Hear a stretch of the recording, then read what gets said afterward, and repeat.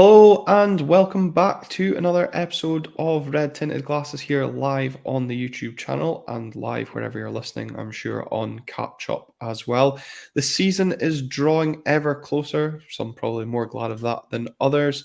But Phil, as always, joining me in the co-host seat as we run down towards the end of the season. Phil, how's the head after Player of the Year? I think I've just about recovered. I think spewed most of Friday. Woke up to an apology text from Callum for being a little bit worse from where. So yeah, other than that, it's not too bad. Yeah, I think it was impressive how much of the wine both you and Callum managed to get through. I know Callum was very proud of his minesweeping, the free wine, especially before the event. But as always, our thanks goes to Jill Forbes for her help in getting us the table and all the questions that we've had beforehand. I think it was one of the biggest events Tech has actually held there with 1,200 people in attendance, which I was pretty impressed by. Given how poor a season we've had, and I think obviously there was maybe a bit towards that kind of run up to the event, a bit of a push to sell the ticket. So just imagine how much they could sell or how quickly they could sell if we actually had a decent product on the pitch as well.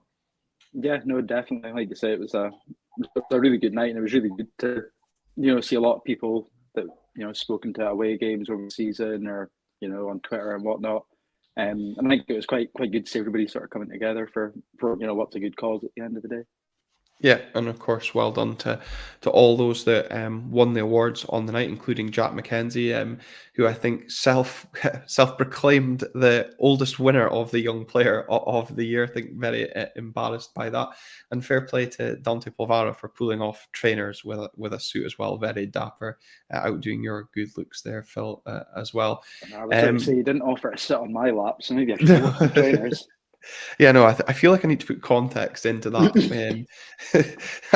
I wasn't giving a lap dance to Dante Polvara as much as you proclaim, but the fact that, obviously you get a bit of access to the players and most of us can get photos with him, but Dante just sat there, didn't offer to get up, and the tables were pretty crammed with all that free beer and the chocolates as well that was on the table. So there was kind of nowhere for me to really sit, and obviously being quite a tall person, it would have been quite a really awkward photo. So I was like, "Can I sit on your lap, mate?" And he was like, "Sure, go for it." So yeah, that's how it proceeded. But maybe a few more wines, and yeah, I'd have been sitting on your lap, Phil. But Lee Seymour tweeted us this afternoon and brought up a point, so we'll just speak about it now before we get into the actual on-the-field stuff. About the PFA Player of the Year kind of nominees came in this afternoon, and Bojan Miovski missing out to Lawrence Shankland, Matt O'Reilly, Butland and Tavernier. Were you surprised to see Miovski not make the four-man shortlist? Somewhat. I mean, Shankland was always going to be there because he's had a superb season. O'Reilly as well. I don't even know how many goals he's got from midfield this year, but he's kind of been, essential in Celtic, sort of pushing for the title once again. I think the one that surprises me is Tav, really. Okay, yeah, he scores goals and penalties. Well, exactly, he scores penalties, but when you're looking at a right back, even just watching the St Mirren game the other day, he's absolutely woeful. So yeah, I think it should have probably been Butland, Miovski, Shankland, and O'Reilly. I think they were probably the four most deserving, really. Yeah, I think that's fair. I agree with that assessment. I think it's very harsh, and it'll be another thing that Hearts fans will probably be putting on the honour board as well. That Shankland's got a nominee over Bojan Miovski. I think he's been very kind of harshly done by. But look, I think we all know that Shankland's not got any chance of winning it. It'll be one of O'Reilly, Butland or Tavernier. That's how these things work. And Paul Donaldson in full agreement with that. Great minds think alike, Paul. But Phil, of course, we'll also speak about some football on this podcast as well. So on the episode tonight, we'll look back at the weekend's 1-0 win over Motherwell. We'll do the same format as we did last time you were actually on the show, looking at kind of the 5 main talking points. We'll speak briefly about the young team we've got, of course, there. SFA Scottish Cup Youth Final on Wednesday. That's live on the BBC Scotland channel, I believe, as well. So great for those that aren't going to Hampden on Wednesday. I know the club are doing a supporters bus down that will be able to see the young team in action. So good luck to them for that. And then we'll preview, of course, the weekend's upcoming fixture, the penultimate home game of the season against St Johnstone as well. So, Phil, I guess the main talking point from the weekend's game was quality. Is that fair? I bottom six game producing bottom six football, or the scoreboard claiming that we're playing Dundee for the opening 10 minutes as well, probably adding to the. I really don't know how to describe the game. A game that felt lacked any sort of rhythm or quality in it. Yeah, I mean, I don't know if it was maybe optimism thinking we were in the other half of the split, or maybe that used to it by now. But yeah, like you say, it was a strange game. I remember at half time, and I've definitely been at more boring games in my lifetime, but at half time, I'm pretty sure I said this is the most boring game of football I've been to in a while. I It was just seemed like, disappointed to see 2 minutes of injury time for the first half. I was like, just get it over with. yeah, there was just nothing really to G yourself up about. I think there was a lot of factors contribute to it. Both teams were a bit cagey. Both teams had something to lose. If results didn't go our way, we could have easily been dragged back into, a relegation scrap. Obviously, we beat Motherwell, we jumped them, and they're sort of then immediately dragged into some sort of scrap. So I think it definitely came across as cagey. I don't think the referee helped proceedings. He was very stop-start, didn't really let much flow. And that kind of trickled into the stands a little bit. Quite often there was this sort of eerie hush came over Pittodrie, where I think it was a mixture between people were just fed up, and also there was really just nothing to get us going. There's no flying challenges. I mean, the most people were getting angry about was Motherwell stealing yards at throw-ins. That was really all. Yeah, and I think you're right about kind of the nervousness. I remember picking up that point as well about kind of what would happen if, as you pointed out, results kind of not going our way. Certainly, whilst the game was 0-0, there did feel that tension in the air as such, and obviously, as you rightly point out, affecting both teams, result dependent. And I'm glad you mentioned the referee as well. Of course, we are going to come on to one of the main talking points from the game as well later on. But I actually did think he wasn't the best. I know some people thought he had a good game, but I felt he didn't really kind of add much to the game. He was stop starting. There was a lot of niggly fouls. There was kind of not much advantage being played at times. There was no rhythm to the game, which really didn't help the flow. But I guess Saturday's game was a real flavour of what we're going to see over the remaining four games now as well. Yeah, I mean, like you said, I mean, I don't think the referee was awful. He was consistent for the most part in what he was doing and what he was given. But like you say, I think he just didn't allow the game any sort of flow at all, which I don't really think helped either side, because I thought Motherwell played some really, really good football at times. And I think, you know, same with us at times when we're able to get sort of Clarks on the ball, or get McGrath or Hoilett out wide running at somebody. But I don't think it helped either side, the fact there just seemed to be this constant sort of stop of momentum. But yeah, no, it was a strange one. I think, like I say, it's been a while since we've been bottom six of the split, or sort of had these sort of cagey, sort of every point matters moments. So Yeah, and I think as well, like, in terms of the quality of the game, I think that was really summed up in the last 10 minutes and an injury time where we just saw some kamikaze, I think is the best word to describe it, football. We were missing chance after chance, which I really feared was going to come back to haunt us. And then kind of some of the football Motherwell playing in injury time. Obviously, you look at Esther Sokler then proceeding to slip and miss what was an open goal as well. You had Stephen O'Donnell hoofing the ball out of play under absolutely no pressure, which hopefully Steve Clark watched and noted as Scotland injury problems continue ahead of the Euros. Hopefully that ruins his chances. I feel like this episode could actually be sponsored by a pint of Liam Kelly's tears, because he's such an angry man when things go wrong. And Paul McGinn as well, as soon as the red card was distributed, don't know, never seen him so angry. I know he got booked for dissent as well. But yeah, there was a lot of Motherwell were very easily wound up during that game as well. But yeah, the last 10 minutes, just I saw someone describe it as like the last 5 minutes of a five-a-side game where there was just all the quality, but the gone. lack of finishing. Yeah. Yeah, everybody's legs had gone, everybody's heads had gone, everyone's wanting home. Yeah. Yeah, I think Saltclair probably personified that the most. I've never seen someone who I would think so bang on to score, especially after the sort of adrenaline rush of his goal at Hampden.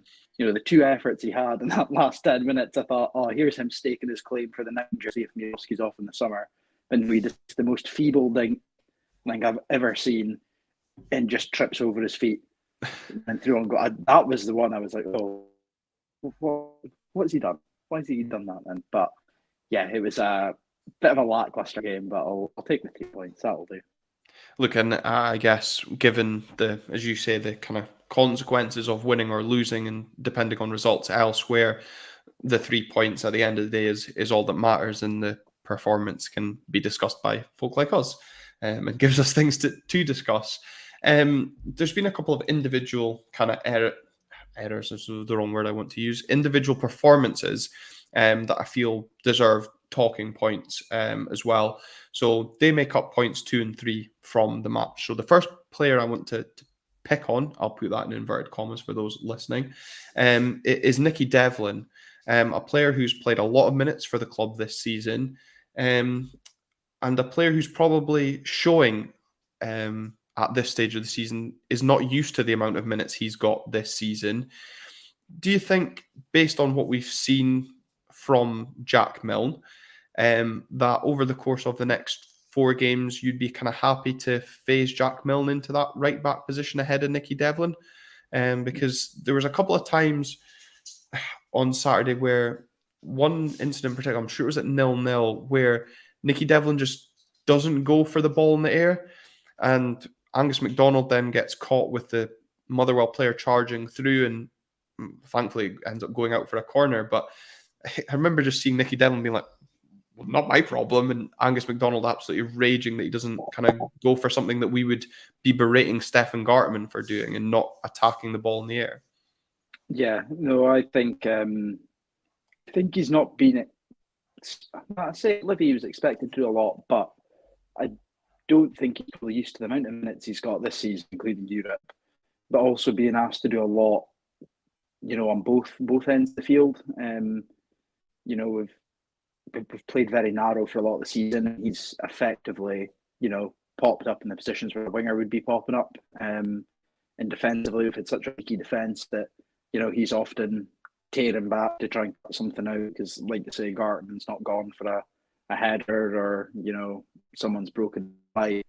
So I'd be quite keen, and it's the same as all over the pitch. I think I'd be quite keen to see some of the younger guys getting sort of phased in ever so slightly, just getting a couple of senior level minutes into the legs, test out the physicality. I think, as Mini Sav says, Devlin's tiredness has been showing for the most of the second half of the season. If we're intending for Milne to be a right back going forward, we have to give him more minutes. I just wonder on that point, do you think the fact that we're edging towards safety, I know it's not mathematically safe, it feels like we're all but there. Do you think once we're there, that is when the opportunity comes for these fringe players, in inverted commas, or the guys that maybe we're looking to utilize more next season under Jimmy Tilleen? I think that's when they will get more of a chance. I don't think it should be. I think they should. Football isn't as much about the mental side as the actual on the pitch side. And I think get them into these situations where there is something to play for. You are going to get held accountable for mistakes. Get up to speed on that side of the game is just as important as throwing them into dead rubbers.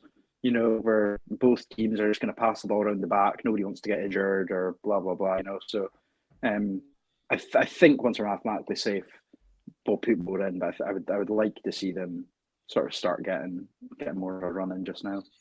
Yeah, and as Andy B says that Leven said at the end of the game that Devlin was struggling with fitness. I think Bannon and McKenzie were the others. It was an important game, so he went with the experience, which again you can't blame him with, as you've already alluded to, Phil. A few of you in the comments picking up on Stefan Gartman's performance. It's not a performance that for me, merited being in the top 5 talking points, despite him yet again scoring against Motherwell. But I guess some of you kind of commenting on the partnership with Angus MacDonald, Sam Gordon saying he's 10 times better next to Angus MacDonald. Caveated by the musical box saying that Garterman and Jensen were too similar to be a good pairing. Obviously, Richard Jensen's maybe not had the kind of amount of minutes that he was maybe expecting in recent weeks. With Gartenman being, again, a player that's not at this present moment in time our player next season, I guess, we've already spoke about Rubezic and McDonald as a potential partnership next season. Do we have a bit of a conundrum at centre-back with backup options? Because I think it was proposed towards the end of a previous episode by somebody in the comments. Apologies for not remembering. But someone suggested potentially using Richard Jensen as a left-back for next season and propelling Jack McKenzie to left mid because of his athleticism.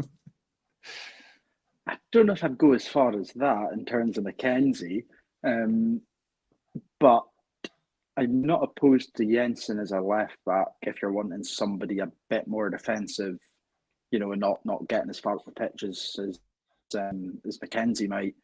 I think that's sort of where he came into on Saturday, was it not? When he came off the bench, he kind of went into left back.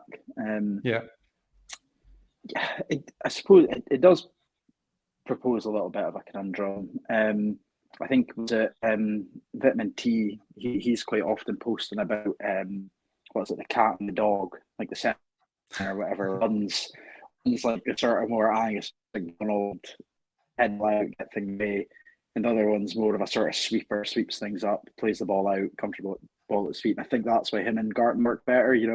Gartman with the ball at the feet is usually pretty good. He's not bad at picking a pass. I think that comes from the fact I think he did play holding midfield quite a little bit in Denmark. So I think he has looked better with McDonald next to him. But I think the whole defence is looked better with McDonald in it. It's just looked a little bit more organised. The way that Thielen wants to play, he likes to play that long diagonal ball. You would like to think he's going to get in a centre half that he knows and that he trusts, that suits his style of play. But it's really, again, it's anyone's guess how we're going to shape up next season in terms of personnel. I think there'll be a lot of, a couple of outgoings and hopefully a fair few incomings.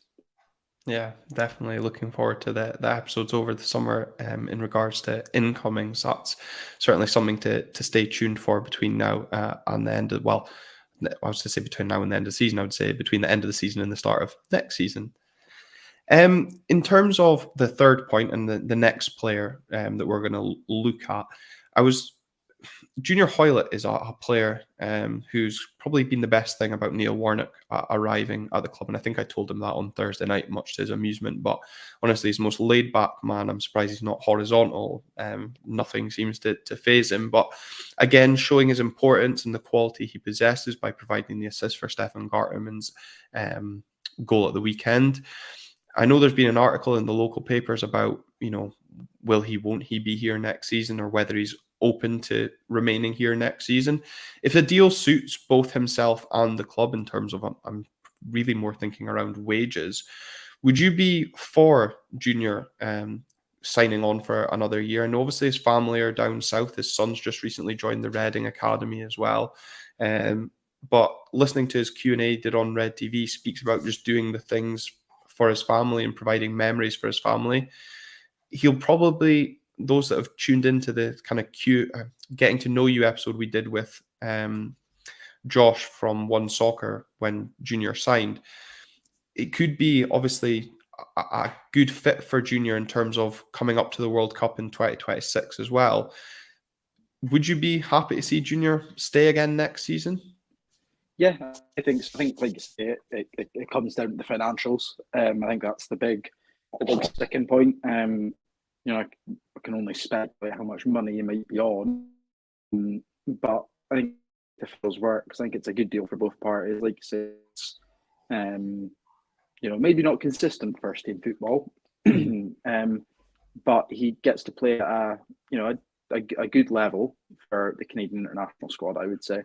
And I think the experience give to some of the younger wingers, having that sort of creativity coming off the bench at times as well. I think when me and Callum were discussing that Player of the Year, I think Callum had said, "Sign the contract, big boy," and to which he said, "Tell them to give me one." So it looks like he's kind of keen on staying, but he's got a lot of the air of Niall again towards the end of his tenure for me.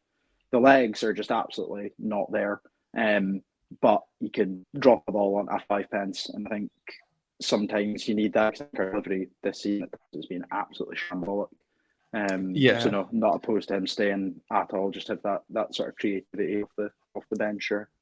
And as Sam Gordon says, he's a handy option to have on the bench, as you say, coming off the bench. I think the point you made about experience, an experienced player to help the likes of Shaden Morris, Vinny, if he gets a chance next season, any new wing, Ryan Duncan even, players that can learn off someone with that wealth of experience as well, and maybe improve their deliveries into the box.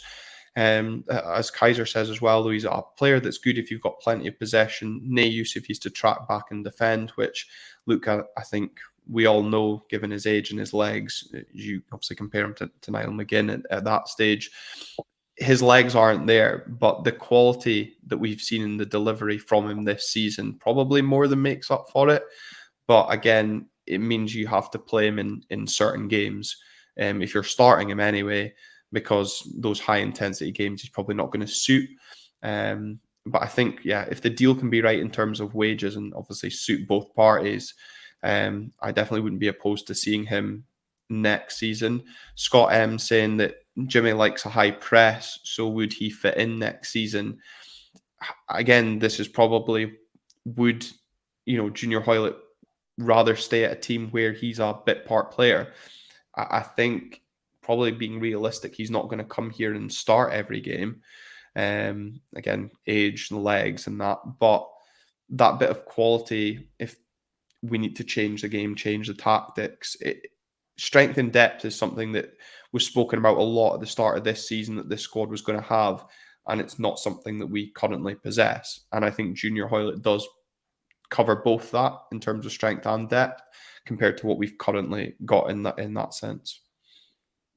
Yeah, definitely. And I mean, going to the fact of the high press, at that point, we're not going to be keeping any of our players, because arguably it's pathetic for most of the season. We've tended to just operate with a one-man press, which is just a waste of time. Mm-hmm. No, like you say, I think there's no way I'm looking at him to be starting on the left wing, season, but I think just having those options off the bench, having something that is a bit different coming in, and that teams maybe aren't used to at times, because I mean, like I say, he's got a deadly right foot when he can get onto it. Yeah, no, absolutely. Right, probably on to one of the biggest talking points from the weekend's game, out with obviously the goal from an Aberdeen point of view, is of course the red card shown to Vale of Motherwell for the high foot on Jack McKenzie. Now, I probably need to put a tin hat or various other protection on, because I know at the weekend I tweeted out saying that I felt the red card was soft. I still probably stand by that. Looking at it, I didn't think it was a red card at the time. Both players looking at the ball. I don't think it's reckless in that sense, because both players are looking for the ball. I know sports scene, that doesn't really help when you've got one of the players' dads as one of your pundits. I know they both don't think it's a red card on there, but some of the comments that Stuart Kettlewell's come away with in the aftermath of it is just pure nonsense. I was a big fan of the account on Twitter, Simply Red, saying debunking the one about Craig Napier sprinting like an Olympian over when he barely gently sauntered. And he said that he's got no divine right. Jack McKenzie has no divine right to go for that ball. Like, that's ever been a rule in football as well. But See, red I card like or the one not where he for you? said, firstly, yeah, I think it was a red card looking back on it. I was kind of like you when I was in the stadium because I sit in the south stand. From where I was, it looked just like a 50-50. They're coming together. So when the red card came out, I was kind of like, oh, okay, that'll go to VAR and get overturned. Which to my surprise, it wasn't. But it wasn't until I went back and seen it, and I was like, oh no, he's wiped out his entire bloodline there. It's one of those ones where I don't think the intent was to clatter him studs up. I don't think that was the intent. Um, it's unfortunate that his boots ended up there, but I don't think he can have much complaints. He's been reds for less. I think Motherwell appealing it should get another game. And I think especially, like you say, with Kettlewell's comments, the other one I liked was the referee was dishing out cards despite booking two players. I don't know what planet man was watching the game from, but yeah, it was. Yeah, I mean, it was a turning point in the game. I enjoyed the absolute head loss that came from Liam Kelly. He's got a touch of Alan McGregor about him, and it was just brilliant to just see him in floods of tears. I honestly thought he was punch Napier in the face at one point, but. Well, as I said, I thought Paul McGinn was going to do the same because he seemed to just absolutely lose his head as well. But Liam Kelly totally lost the plot for every decision after that. But as well as it's been pointed out, I know Weaselman here saying that the best tweet so far was the Motherwell fan who thought it was a foul to them at the time. And I know Kettlewell thought the same. He thought it should have been a Motherwell free kick. And I don't know where he's getting that from.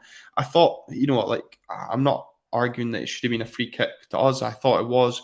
I just fully expected the referee to brandish a yellow card. I just thought it was a 50-50 in that sense. I didn't expect the red to be brandished, and more so when it got sent to VAR. And I know that the sports scene were surprised to kind of find out that Napier wasn't sent to the monitor. I think I was surprised as well. Whether or not he'd have been strong enough to stick with his on-field decision, obviously, we'll never know. But for me, that was a surprise. It was just, yeah, sure, go on with it. And I think it was pointed out as well how quick VAR seemed to be this weekend at Pittodrie as well. Yeah, again, I don't know if we've got the same sort of thing as I know down in the Premier League, in terms of they've kind of got this like moving bar in terms of, how stringent they're going to be on checks and, where's the bar for handballs this week and blah, blah, blah. So I don't know if we've got a similar thing where, there has been a lot of backlash about how poorly it's been used up here, that maybe they have gone, look, we're just going to take a step back and only get involved sort of when we really need to, which I also didn't feel like, because I felt like there was heaps of checks going on, especially in the first half. I think we had a couple, I think for potential handball or potential fouls. So yeah, it was a strange one. I mean, at the time in the stadium, I was fully expecting it to get overturned. Looked, but yeah, I think watching it back, I don't think you can have too much complaints. I know he was on the stretch and whatnot, and it was a 50-50 ball, but I think when you go in sort of waist high with your studs up, even if you don't intend to catch them, it is reckless. Yeah, I think a few folk have kind of commented about the fact that Dave McLennan saying if you stick your studs in the air, you're always going to be running the risk, especially if you go on to make contact. And I know obviously kind of Sports Scene's argument was while he won the ball first, but I guess as David's saying, if you're making contact, then that's where it falls into the kind of endangering the opponent. I just thought at the time, it was just the way Mackenzie just seemed to just be totally looking at the ball and then catches one in the place you don't want to get your studs put, certainly, that's for sure. I never kind of really thought about it being a red card. As I said, I just saw it as a 50-50. I was just kind of then laughing at the follow-up on Sunday as well, when St Mirren fans were wanting Jack Butland sent off for clattering Olasanya. Now, trying to reference the two being the same when they're totally not. But I think what also made the kind of whole incident funnier, as well, obviously with the head loss around Liam Kelly after that decision was, and it wasn't from that free kick. It was kind of a couple. I know Sportscene kind of made it look that way, but it was kind of like the corner, as Phil's internet drops off, much like the Motherwell defenders at the time. The corner that led to our goal was always a corner, but Motherwell just did not feel the same as well. So I think that added to the injustice that they felt. Yeah, again, this is sort of where I come back to the fact that Liam Kelly's got a little bit of the Alan McGregor's in him, where I don't know why he thought it was a goal kick, but yeah, I mean, I'm honestly surprised Liam Kelly stayed on the pitch. In all honesty with you, you know, they're trying. I know he's the captain, so he I probably. was surprised he didn't get booked for dissent, to be honest, as well. Well, that's because I know that they've been trying to clamp down on sort of players, surrounding the referees and screaming in their face and whatnot. And I felt between his time wasting in the first half of all places, I feel like he took an age with every goal kick. And then, like the head loss at the foul and the head loss at the corner, and then even his head loss at full time. I thought how he's not walked away with it, at least getting a booking here, is just mental.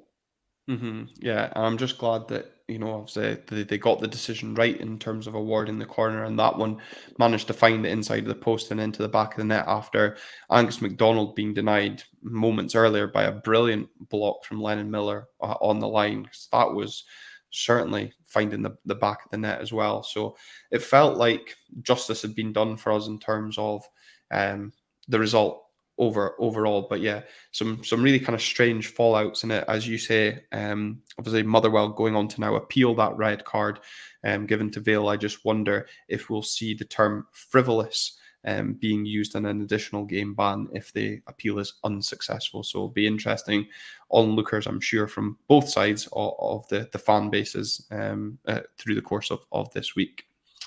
But on to the fifth and final talking point from the game was probably a kind of development of a talking point we had a few weeks back, Phil, when we spoke about kind of the lack of opportunities we were creating. Well, boy, did we turn that around this week, because we created chance after chance, but we didn't take them. I've seen a few people speaking about, do you think the kind of style of play we adopted at the weekend, where we were creating so many chances, was maybe kind of a nod towards the style and impending kind of tactics we're going to be using under Jimmy next season? Do you feel that was relevant at all, or do you just think we actually finally turned up in the second half and were much more creative but just wasteful in front of goals? I think it was a bit of both. I think as we normally hear in the post-match conferences with Peter Leaven, usually when we've had a terrible first half and he gets asked what his halftime team talk was, it's always just about belief and you're all good players, etc. And I think likes of Clarkson and McGrath and whatnot kind of showed that in the second half by getting their foot on the ball a little bit more and sort of being a little bit more progressive in their passing. But at the same time, I think it was sort of similar to where we had a lot of our sort of joy down at Hampden, getting the ball into the channel, getting the balls into the box early. It felt like a totally different switch from the first half anyway. Again, the thing that I guess just annoys me, and Junior Hoilett did try it a few times, is we just never seemed to want to take anything on from the edge of the box. I don't quite know why. I feel like there was, even in the first half as well, I think Polvara maybe had one shot from the edge of the box. But I feel like there's a lot of times McGrath, Barron, Hoylett's obviously taken on a few. I think that's been just have a pop, and it's been kind of the whole season. It's kind of been a real telltale, and I think even if the keeper gets a hand to it, you're still going to maybe cause a problem. So yeah, that's the only sort of bugbear I've got of our chance creation. Yeah, and I totally agree, because I'm glad you said that. It's about something that's kind of bugged us the whole season, really, where we've tried to play that perfect pass or play that perfect goal, walking the ball into the net, where you're thinking, just hit it. Like, And if the keeper parries it, someone else has got a tap in. So it's almost like a shirking of responsibility in a sense, being like, I don't want to muck up the chance. Like I'll pass it on to Boyamiowski for first save. But like thankfully it didn't come to cost us, and obviously going with the results throughout the league, it turned into a pretty good weekend for us overall. Touching on obviously this kind of style that we played with in the a lot of people kind of picking up on maybe the contrast. There was a lot of this debate on Sports Sound. Sam Gordon at the top of the show putting in this comment, which I kind of starred for reference when we came to this. He says, surely Tulane arrives in May sometime. No question mark. Elfsborg wouldn't enjoy the start to their season for much longer, which is quite fitting given currently at time of recording they're 2-0 up in their current game, which I saw Kaiser putting in the comments. Hopefully they don't do what they did on Thursday, where they chucked that 2-goal lead, losing 4-2, which I think has sparked a lot of the kind of chat that the deal's going to happen sooner, maybe after this weekend, when, again, dependent on results. I think actually regardless of results, as long as we win this weekend, we become mathematically safe, given our goal difference to Ross County. Could Jimmy Tulane be in for 3 games? Again, the West Coast media seem up in arms around the fact that he's not here. Probably more interested in the fact that he's not here than most Aberdeen fans are, which just seems great how wound up they're getting about Aberdeen and he's not even here. Is it making much difference to you, Phil, about whether he comes in between now and the end of the season or not?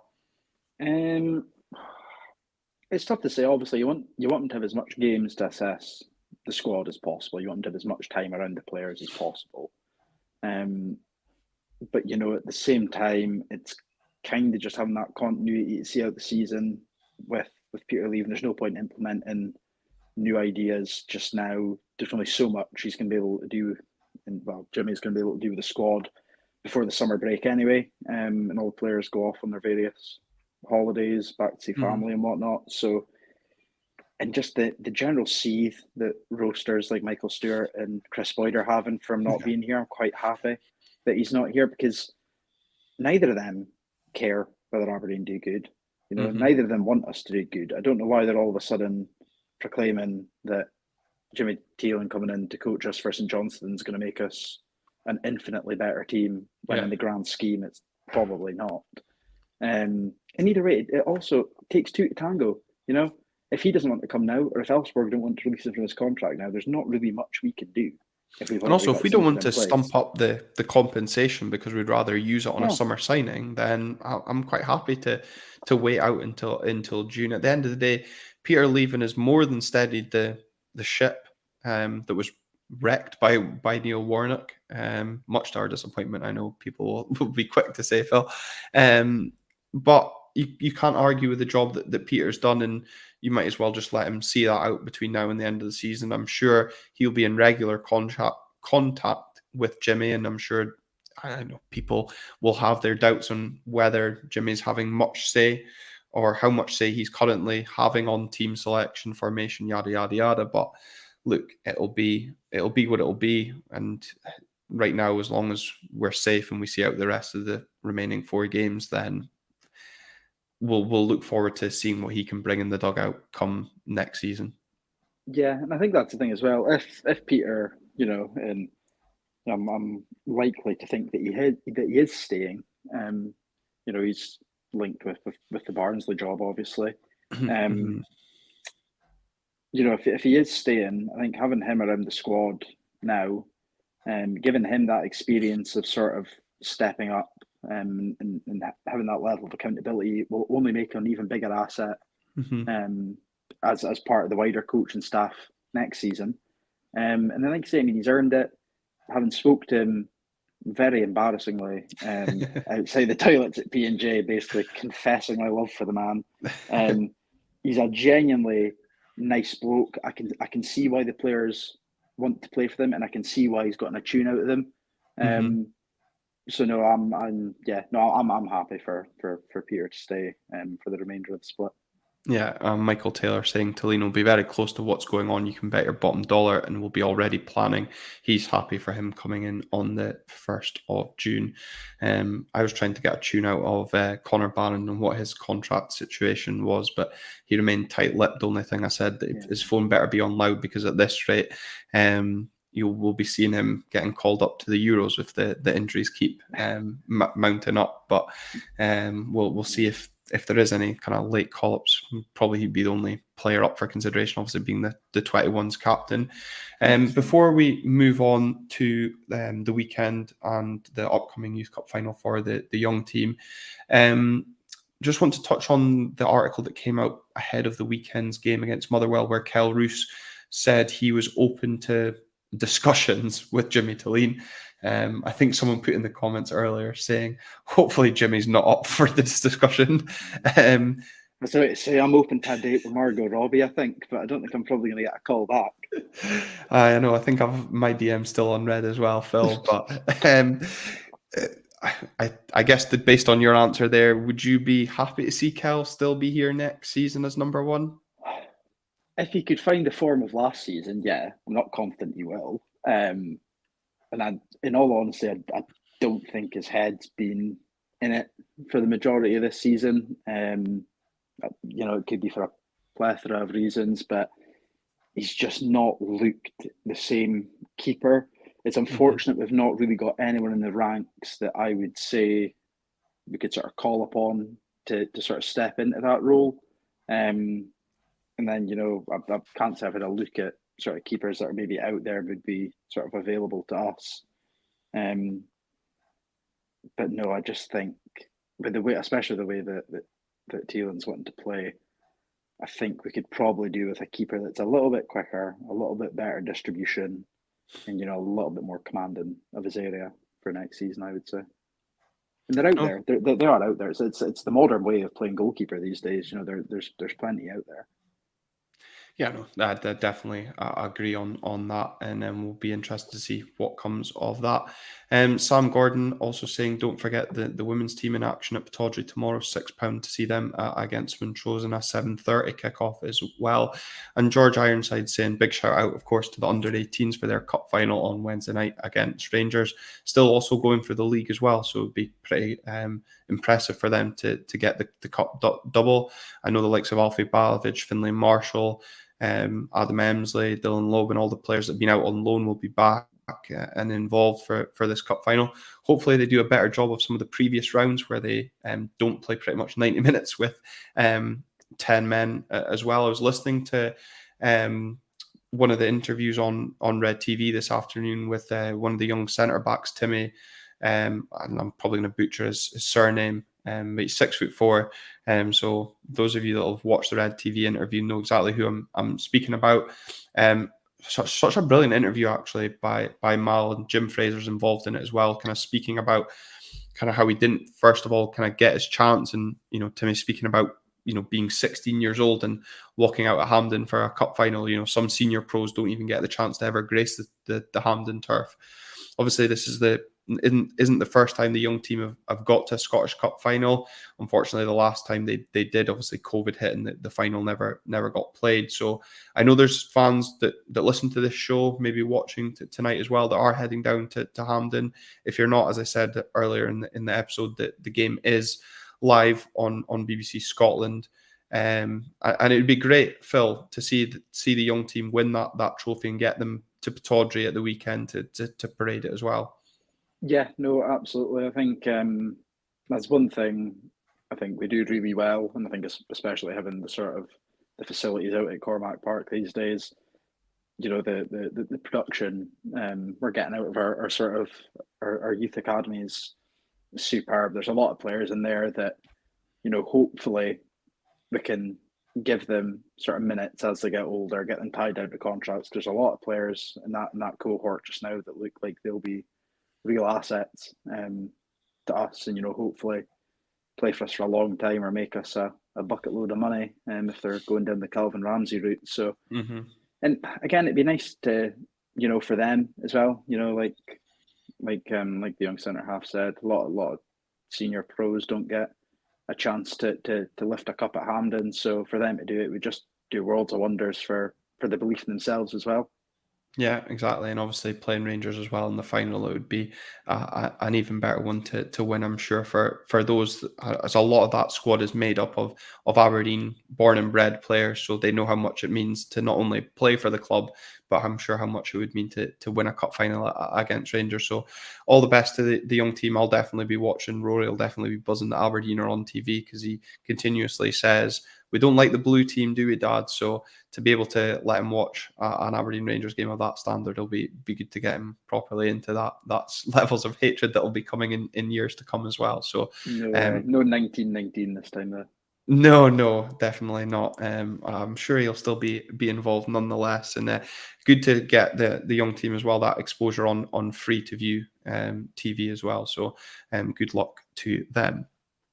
So our attention now turns to the men's first team, as I said, penultimate home game of the season this weekend against a St Johnstone side who will be coming to Pittodrie in probably need of a win. Phil, again, another side benefiting from Ross County's surprise defeat to Livingston, some may call it. But St Johnstone fans probably very concerned at the current run of form they're on. Does this make it a trickier game for Aberdeen, or do we just need to focus on our own job against a Craig Levein side, a St Johnstone side who never come up to Pittodrie and play attractive football? Yeah, I think that's thinking, like you say, we've got to focus on our own game. I think where it becomes dodgy for us is where we get sucked in to the sort of game they want to play when it just becomes a ping pong match with sort of big physical strikers hurling themselves at each other. So um, again, it's just one of those classic Aberdeen games where it's either going to be a 0-0 or it's going to be an absolute demolition. I can't see it going any other way. Um, but yeah, like you say, I mean, I think they'll be nervously looking over their shoulder a little bit, depending on how County get on. But yeah, that'll be my last home game of the season anyway. I'm not going to make it up for Livy, so Yeah, don't blame you not. hopefully it'll be something good for me to sign off the season on before Hibs away. Yeah, hopefully. I do hope that it's another home win, and I need to actually text the person who gave me his season ticket from the weekend, see if they're coming up. As if not, I'll take Rory and see if I can make it another win for him to end the season. Of course, still not seen Aberdeen concede a goal. Probably the biggest nap of the weekend is under 2.5 goals in this fixture as well. But you said it'll turn into a ping pong game. Probably Aberdeen against St Johnstone in a ping pong match itself would be more entertaining than watching Aberdeen against St Johnstone in a footballing match. Michael Taylor, thank you for your comment, because I totally forgot about this and probably was just not expecting him to come back into the team. He asks, does Graham Shinney come back into the team for you guys? Of course, he's now available for selection after his 2-match suspension. Personally, for me, I'd happy keep him on the bench. I've thought Polvara and Barron have looked fine. I think we mentioned earlier about maybe kind of fitness around Connor Barron, obviously the cramp in the semi-final. I know he's our captain, but yeah, I wouldn't put him in just for the sake of the fact that he's our captain. Does he come back into the team for you, Phil? Personally, no. I'm sort of the same opinion as you. I think we've looked a bit better in the midfield since he's been out. I think Angus has really stepped up as captain since Hampden. And I just sometimes find with Shinnie, especially in because it could have easily been against Motherwell with the way the temperature was rising, but against a team like St Johnstone, I think he can sometimes lack that discipline in the midfield, which can then make it really tough for us. There's nothing worse than having a midfielder on a book in early doors or whatnot. So yeah, personally for me, it stays as is, obviously dependent on Barron's fitness situation. And you say it stays as is that with the entire starting 11, or do you make other changes? Obviously, we've spoken about Junior Hoilett and his legs. I know it's a full week, but you've got, after this game in St Johnstone, you've got I think it's the midweek coming in after this game. No, sorry, it's after Hibs. But do you look at that in terms of a rotation side, and Duke coming on and looking lively again? do you drop Junior and rest him, and he becomes the super sub this weekend? Yeah, I was about to say that's probably exactly the other change I would make, would be just to alternate who's starting between Duke and Hoilett. Like I said, I was really surprised to see Hoilett get in as long as he did. Mm-hmm. And I thought Duke looked good when he came off the bench as well, and back to his old self, sort of running down his man and sort of using his strength as advantage. So yeah, but I would think probably Duke starts that game as well. I also think as well, because I think Stephen O'Donnell is more of your sort of physical defender. Doesn't really require speed. Um, Whereas I think having Duke, except from memory, St Johnstone's right back's a rather speedy boy. I think having Duke going up against him would probably be the best shout. Yeah, and kind of interesting, kind of on that as well. And obviously, we've kind of discussed Junior Hoylett's kind of tracking back. Paul Donaldson raised the point about the fact that St Johnstone probably needing to look at this game for a win. Obviously, depending on results elsewhere, a draw isn't much good for them at this stage. He says, hopefully, that means they won't sit in and it'll be a bit more open, which could work for us. Certainly, we saw in the game against Motherwell, once there was space in behind when Motherwell kind of were pressing forward a bit more in the last 10 minutes, we utilised that very well. David McLennan saying that you would rest Junior Hoilett, played Duke. Scott M saying that Dante and Connor don't deserve to be dropped, which I think most of us probably agree with. I guess going back to the point we made earlier, the musical box saying that he'd put Jack Milne for Nicky Devlin, would you be opposed to that change if that was what we went with? Maybe not off the bat. Again, it entirely depends on Devlin's fitness, in my opinion. I think probably for this game, I would keep Devlin in, just under the premise of, like I said, I think St Johnstone's really going to have to come out the gates firing. But saying that, we're probably going to have a classic Craig Levine of sitting and try and win it with one shot on target. So yeah, no, but I think it's definitely one of the changes I would maybe like to see at potentially half time when we're 3-4-0 up.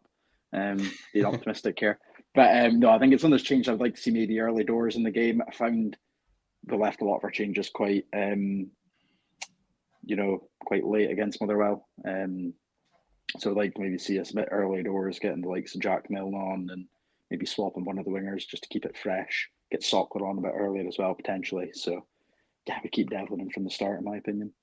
Yeah, and I wouldn't be opposed to seeing Sokler come on earlier than we've seen, or even trying to link him up with Bojan as well, if possible, and try and really kind of use both their kind of pace and physicality against a St Johnstone defence. They'll probably be quite happy just heading anything that comes their way. I think, again, looking towards this weekend's game, you need to be more astute with the ball, let the ball do more of the work, get the balls kind of in behind, but doing that on the ground. Try and stretch the St Johnstone defence, because anything in the air, as we've seen, is just bread and butter to that back line. And I'd just like to see us be a bit more assertive in that midfield battle than the last time when St Johnstone came up north. Yeah, and I think that's where the likes of Polvara really comes into his own. I think we spoke about it a few times on the podcast this season, where we are playing the more physical teams, your St Mirren's, your St Johnstone's, Motherwell's, teams that have got sort of bigger bodies in the midfield, and just having that extra line of height and that extra line of sort of power and Polvara kind of does help us a little bit in that midfield battle. Right. Well, one more thing then before we wrap up, because this is what I like about this time of the season when people ask for players to be given a chance. Dave McLennan saying that he would actually rest Bojan and give Sokler a full game because we need to practice for life without Bojan. Again, probably going down the route of kind of your comments around Nicky Devlin. You're probably not going to see that until Hibs, Livy and Ross County, in all honesty. I think you'll still get this game. Scottish Man Cave saying, for the last few games after this weekend, so maybe something to kind of look into more after this weekend, but he's saying, would you be giving Tom Ritchie a chance in goals? Of course, league winner with Bucky Thistle. I'm sure Ross Duhan would have something to say about that. Kaiser even suggesting giving both Ritchie and Duhan a game each out of the penultimate 3 games, I'm guessing, on the back of that. Would you be opposed to seeing a change in goals again, going by what's been said here after this weekend? Yeah, I mean, I've never really seen either of them in the flesh between the sticks, so I can't really comment too much. I know that a few folk have said Richie was a little bit of a bomb scare at Bucky. I know he's a young keeper, so it's probably to be expected. And again, like I said, Duhan, I thought when he was up here before he got his spell down south, he was a good keeper. But from what I've heard in the game he played against Bonnyrigg, he was a little bit sort of. I think the Bonnyrigg game was a hard game to judge. As obviously cup game, maybe a bit of nerves playing your first game in a potential banana skin as well. But yeah, again, once we're safe, there's nothing wrong with experimenting. no, I and I guess. mean, even going back to the point of Bojan, I think he's probably earned a rest, really. Even just mentally, having put the goal scorer on his shoulders for the bulk of the season. Just even just give him a week. Not don't even need to put him on the bench if you don't want to. Give him that week where he can just go his missus off to London like he enjoys to do and switch off for a little bit. I guess though you could obviously give maybe Sokler a start and keep Bojan on the bench if things aren't going right, because Scotch Crypto pointing out, of course, we need to focus on Miovski getting as many goals as possible. The more goals he scores, the more money we get. Also, the more money than which position we finish in the league. So again, depending how harsh you are about how high we finish in the league, obviously the financial elements that come with it could be pivotal. Who knows? Doesn't really feel like much difference when you're in the bottom six. But look, those are all factors that we're going to get. And Paul Donaldson saying we need to factor in bringing Johnny Hayes on for a bit in one of the home matches. Of course, potential farewell for Johnny Hayes as well. I'm sure we'll see him in some form in the Livy game as well. I did ask if he was going to the under-18s on Thursday, and he just kind of laughed and walked away. And I was like, oh, that's not a promising sign, Jonathan. Keeping his cards close to his chest, obviously. Yes. But again, another thing that provides content for us to discuss on future episodes, starting next week after, of course, the Livingston game, and then we'll preview after the Livingston game, after St Johnstone. And then we determined for the season to be done. Honestly, I'm counting down. I know most of you will miss tuning in on a Monday night and spending an hour with us here on Red Tinted Glasses live in your living rooms or at work on your second screens, because I know some of you do that, those that tune in from America. So we'll do something to keep you busy in the summer. But yeah, I am counting down. It's been an exhausting season. So thank you for you that have tuned in tonight. Thank you, Phil, as ever, for ably assisting between now and the end of the season. Until next time, we'll see you then.